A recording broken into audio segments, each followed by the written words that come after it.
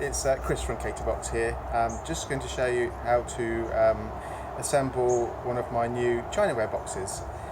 So the box will arrive to you flat packed like this, and the first thing you need to do is push the corners together to form the square, and you hear it click into place, and then that's ready to start assembling.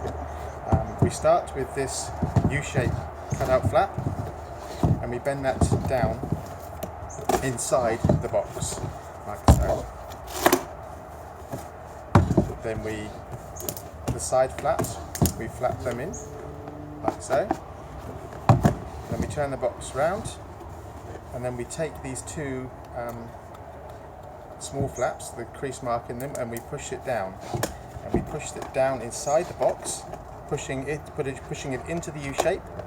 Once it locates, it will clip in and then locate itself. So then there you have the box.